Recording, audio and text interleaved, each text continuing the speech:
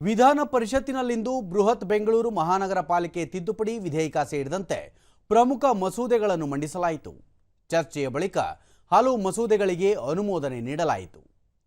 BBMP ವಿಧೇಯಕದ ಮೇಲೆ ಮಾತನಾಡಿದ ಉಪಮುಖ್ಯಮಂತ್ರಿ ಡಿಕೆ ಶಿವಕುಮಾರ್, ಮಹಾನಗರ ಪಾಲಿಕೆ ತಿದ್ದುಪಡಿ ವಿಧೇಯಕದಿಂದ ಬೆಂಗಳೂರು ನಾಗರಿಕರಿಗೆ ತೆರಿಗೆ ದಂಡ ವಿನಾಯಿತಿ ಸೇರಿ 2,700 ಕೋಟಿ ರೂಪಾಯಿಗಳಷ್ಟು ಅನುಕೂಲವಾಗಲಿದೆ.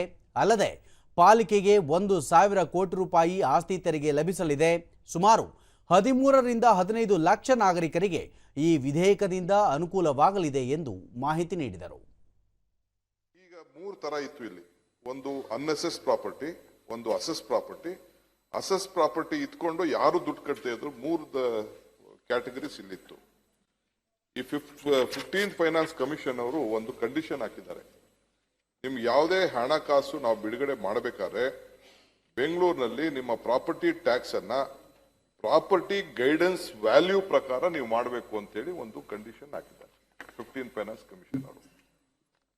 ಈಗ ನಾವು ಇಡೀ ರಾಜ್ಯದಲ್ಲಿ ಹೊರಗಡೆ ಶಿವಮೊಗ್ಗ, ಮಂಗಳೂರು, ಬೇರೆ ಕಡೆ ಎಲ್ಲ ಗೈಡೆನ್ಸ್ ವ್ಯಾಲ್ಯೂ ಮೇಲೆನೆ ಪ್ರಾಪರ್ಟಿ ಟ್ಯಾಕ್ಸ್ ಇದೆ. ಇಲ್ಲಿ ಗೈಡೆನ್ಸ್ ವ್ಯಾಲ್ಯೂ ಮೇಲೆ ಪ್ರಾಪರ್ಟಿ ಟ್ಯಾಕ್ಸ್ ಇಲ್ಲ. ಸೊ ಅದಕ್ಕೋಸ್ಕರ ಇಲ್ಲಿ ನಾವು ಯಾವ ಟ್ಯಾಕ್ಸ್ ಕೂಡ ಇಲ್ಲಿ ಜಾಸ್ತಿ ಮಾಡ್ತಾ ಇಲ್ಲ. ಇವತ್ತೇನು ನಾನು ತಂದಿದ್ದೀನಿ ಜಾಸ್ತಿ ಮಾಡ್ತಾ ಇಲ್ಲ. ಇದನ್ನ ರ್ಯಾಷನಲೈಸ್ ಮಾಡ್ತಾ ಇದ್ದೀನಿ. ಇದನ್ನ ಕಾನೂನು ಚೌಕಟ್ಟು ಇಡೀ ರಾಜ್ಯಕ್ಕೆ ಒಂದು ಸಿಸ್ಟಮ್ ಅನ್ನ ಕ್ರಿಯೇಟ್ ಮಾಡಲಿಕ್ಕೆ, ಒಂದು ರ್ಯಾಷನಲೈಸ್ ಮಾಡಲಿಕ್ಕೆ ತರ್ತಾ ಇದ್ದೀನಿ. ಕರ್ನಾಟಕ ಗ್ರಾಮ ಸ್ವರಾಜ್ ಮತ್ತು ಪಂಚಾಯತ್ ರಾಜ್ 2024 ವಿಧೇಯಕವನ್ನು ಸಚಿವ ಪ್ರಿಯಾಂಕ್ ಖರ್ಗೆ ಮಂಡಿಸಿದರು. ವಿಧೇಯಕ ಕುರಿತು ಮಾತನಾಡಿದ ಸಚಿವ ಪ್ರಿಯಾಂಕ್ ಖರ್ಗೆ, ಗ್ರಾಮ ಪಂಚಾಯಿತಿಗಳ ಭೌಗೋಳಿಕ ವಿಸ್ತೀರ್ಣಕ್ಕೆ ಅನುಕೂಲವಾಗಲಿದೆ ಎಂದು ತಿಳಿಸಿದರು. ಬಳಿಕ ವಿಧೇಯಕಕ್ಕೆ ಧ್ವನಿ ಮತದ ಮೂಲಕ ಅಂಗೀಕಾರ ನೀಡಲಾಯಿತು. ಆರೋಗ್ಯ ವಿಜ್ಞಾನಿಗಳು ಮತ್ತು ತಂತ್ರಜ್ಞಾನ ವಿಶ್ವವಿದ್ಯಾಲಯ ವಿಧೇಯಕ 2024, ಕೃಷಿ ಉತ್ಪನ್ನ ಮಾರುಕಟ್ಟೆ ವ್ಯವಹಾರ ವಿಧೇಯಕ 2024, ಕರ್ನಾಟಕ ಸ್ಟಾಂಪ್ ವಿಧೇಯಕ 2024, ನೋಂದಣಿ ವಿಧೇಯಕ 2024. ಕರ್ನಾಟಕ ಪೊಲೀಸ್ ತಿದ್ದುಪಡಿ ವಿಧೇಯಕ 2024 ಸದನದಲ್ಲಿ ಮಂಡಿಸಿ ಅಂಗೀಕಾರ ಪಡೆಯಲಾಯಿತು.